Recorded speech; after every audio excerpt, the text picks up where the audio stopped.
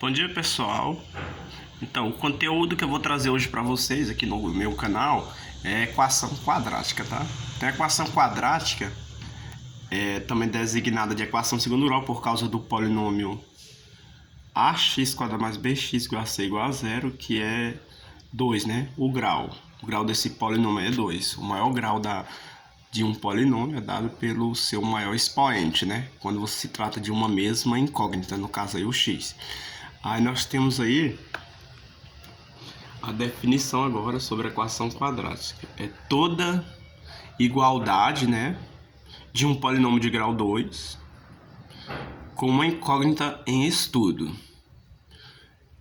Isto é toda expressão que se representa na forma canônica ax² mais bx mais c igual a zero, tá? Essa é a forma geral de uma equação de segundo grau. Ela vai sempre aparecer nessa forma aí, tá?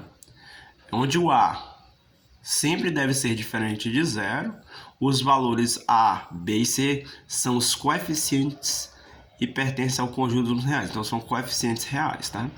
O x é a nossa incógnita em estudo. Incógnita quer dizer desconhecida, né? Então, nós vamos ter que descobrir qual é o valor dele através de operações elementares. Então, vejam só. A equação quadrática também é designada de equação de segundo grau por causa do grau do polinômio, né? Que é de grau 2. Aí, os tipos de equações quadráticas. Bom, existem dois tipos de equações. Equações quadráticas completas e incompletas. Exemplos de equações quadráticas completas são aquelas em que todos os coeficientes a, b e c são diferentes de zero. Isto é, a diferente de zero, b diferente de zero e c diferente de zero. Temos um exemplo aí. 2x² menos 3x mais 5 igual a zero. Então, nós já podemos identificar que o a é 2, né? Porque ele é o termo que acompanha a incógnita de maior grau, tá? Ele é o termo dominante. O b é igual a menos 3, tá?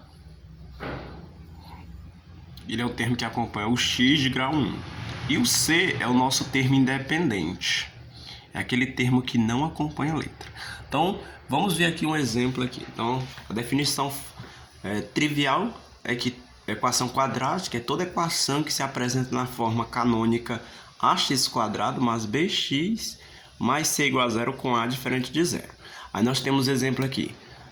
3x² menos 5x mais 18 igual a zero. Então, nós podemos verificar aqui, ó, identificando os coeficientes reais. O a é o 3, né?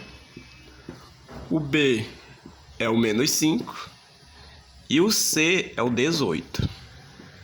Então, nesse caso, quando nós temos os três coeficientes reais diferentes de zero, nós dizemos que essa equação é completa. Equação completa. Certo? Então, nós temos aqui um segundo exemplo em que nós temos a inexistência do termo c, né? Ó, vejam só. O a é 1, então 1x², que esse 1 aí ele fica subentendido. O b é menos 9 e o c aí nesse caso não tem o termo sem letra, então nós vamos dizer que é zero. Então, nesse caso, quando temos o b ou c igual a zero, ela é dita incompleta. Então, a classificação de equações de segundo grau é que elas sejam completas e incompletas.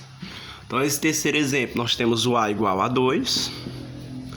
O b, observa que o b, gente, aquele termo que acompanha a letra x, não aparece nessa equação. Então, nós vamos dizer que ela é zero. Que ele é zero, tá?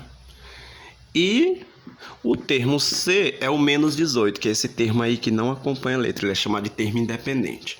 Então, olha a condição. Se o b ou o c for zero, ela é dita incompleta.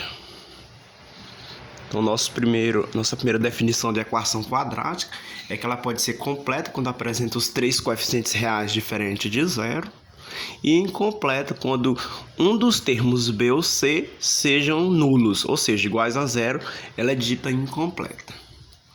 Certo? Então, a nossa primeira definição é esta, lembrando da condição principal, que o a vai ser diferente de zero, tá? Então, toda equação de segundo grau sempre apresenta aquele termo de grau 2.